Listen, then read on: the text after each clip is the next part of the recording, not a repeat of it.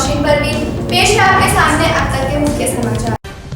निरंजनी अखाड़े के आचार्य महामंडलेश्वर स्वामी कैलाशानंद गिरी महाराज ने हर की पौड़ी पर पहुंचकर अखाड़ों के संतों के साथ विधि विधान पूर्वक स्नान कर मां गंगा की पूजा अर्चना की।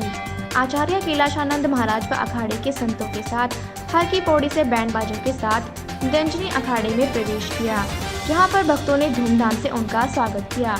आचार्य जी ने कहा कि हमने कुंभ मेला 2021 का आगाज कर दिया है। संत और महापुरुषों के आशीर्वाद से ही कुंभ को भव्य और दिव्य बनाया जाएगा। आचार्य जी ने भक्तों को प्रवचन सुनाते हुए कहा कि इस संसार में जो राष्ट्र हित कार्य करता है, जो परंपराओं का कार्य करता है, जो नैतिकता का कार्य करता है और जो मौलिक सिद्धांतों का कार्य करता है, वही इस दुनिया में सबसे बड़ा और सबसे शक्तिशाली है। उन्होंने कहा कि अखाड़े और संत महापुरुषों से भारतीय संस्कृति की पूरी विश्व में अलग पहचान है। गोविंदाय नमो नमः। ज्ञानानंदमयं देवं निर्मलस्फटिकाकृतिम् आधारं सर्वहंत।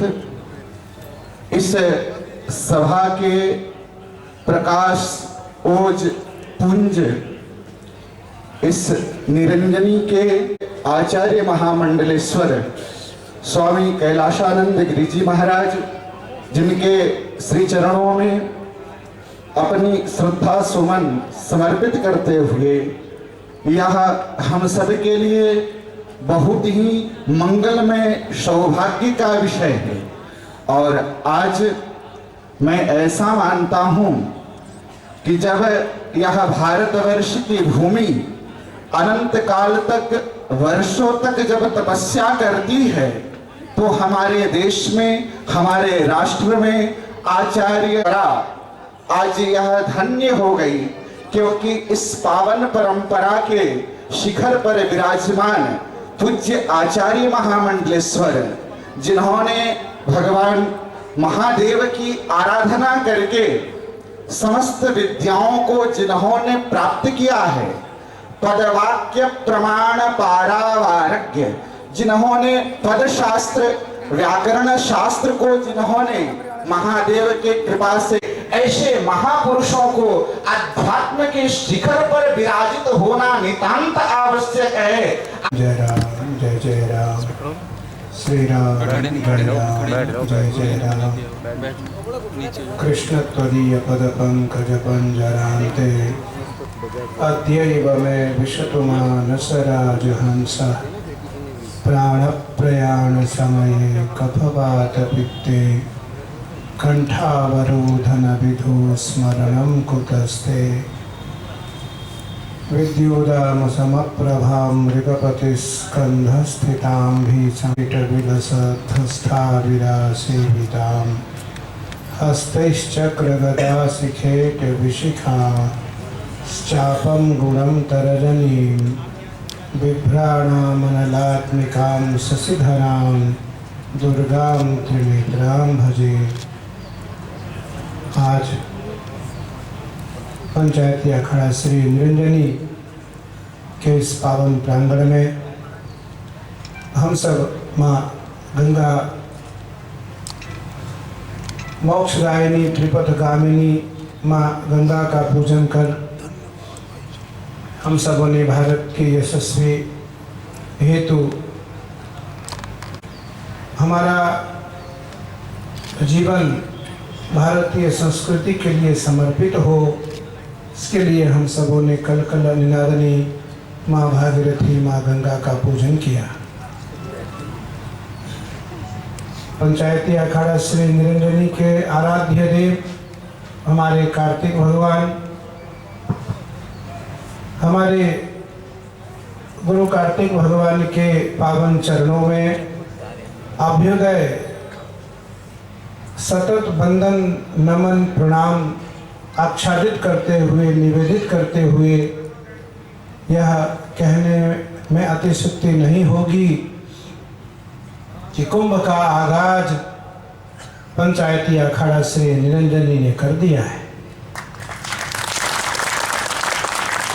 अखिल भारतीय अखाड़ा परिषद के राष्ट्रीय अध्यक्ष कैसी विडंबना। मैं अखिल भारतीय अखाड़ा परिषद का नेतृत्व पूरे भारत में नहीं दुनिया में कर रहे हैं।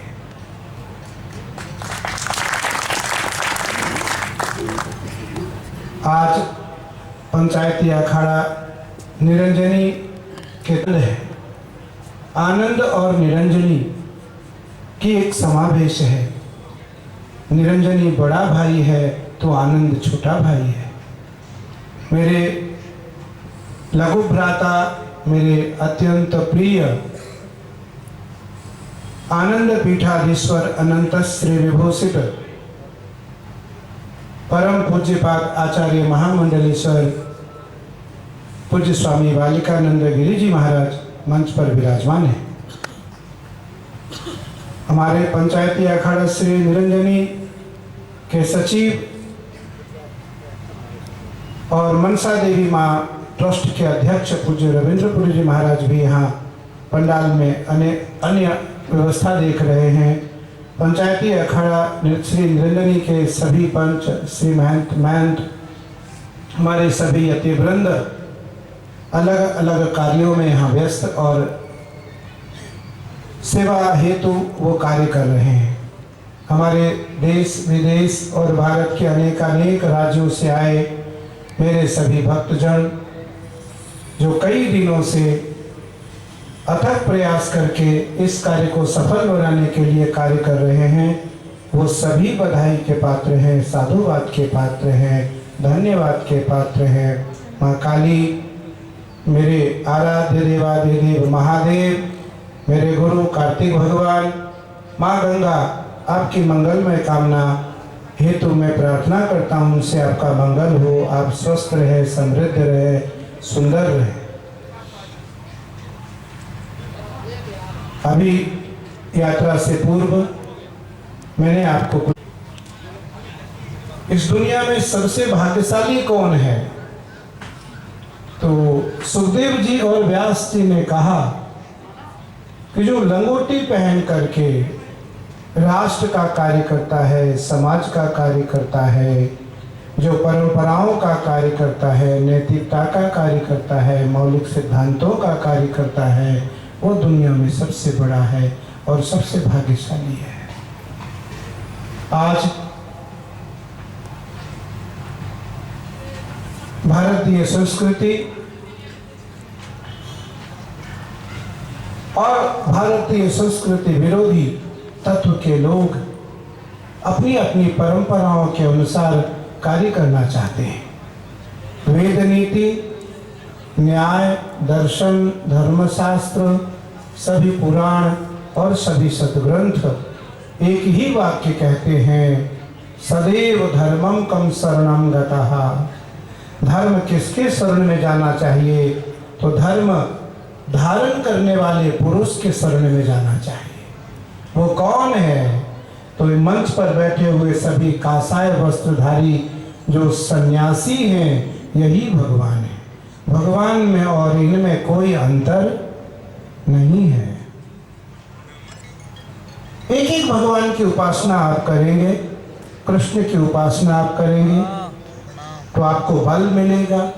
राम की उपासना आप करेंगे तो आपको साधना और अध्यात्म मिलेगा। भगवान सूर्य की उपासना आप करेंगे तो तेज मिलेगा। भगवान चंद्र की उपासना करेंगे तो ज्ञान मिलेगा, शीतलता मिलेगी मन को। भगवान सूर्य की उपासना करेंगे तो ज्ञान और तेज मिलेगा। भगवती की उपासना करेंगे तो बल मिलेगा। लेकिन किसी साधु सन्यासी की यदि आपने उपासना किया तो चारों वस्तु आपको मिलेगा, चारों वस्तु। बंदौ गुरुपद पदुम परागा, सुरुचि सुबास सरस अनुरागा। अमीय मूरिमय चूरन चारु, समन सकल भव रुज परिवारु। सुकृति शंभुतन विमल विभूति, मंजुल मंगल मोद प्रसूति। जन मन मंजु मुकुर मल हरणी, किए तिलक गुण गण बस करणी। इस चौपाई में गोस्वामी जी ने सब कुछ दे दिया। कोई चीज ऐसा बचा ही नहीं जो न मिला हो। धर्म, अर्थ, काम और मोक्ष, ये चारों वस्तु कहाँ हैं? भगवान के सेवक के पास है। और भगवान का सेवक कौन है? तो यति सम्राट है। कथम रोदसी विप्रत्वम, श्रीमद्भागवत। श्रीमद्भागवत का यह श्लोक है, कथम रोदसी विप्रत्वम कात्य चिंता बलीयसी वदत्वम सत्वरम मह्यम स्वस्य दुःखस्य कारणम। एक यति एक सद्ग्रस्त से पूछ रहा है, क्यों रो रहे हो, क्या हुआ? तो सद्ग्रस्त कहता है, मुझे हर चीज की प्राप्ति है, मुझे किसी प्रकार का कोई दुख नहीं है। अगर मुझे किसी चीज की दुख है, किसी चीज का तकलीफ है, तो केवल संतान की कमी है। यदि कहता है कि सप्त जन्मा बधी तव पुत्रो नैव च नैव च। मैंने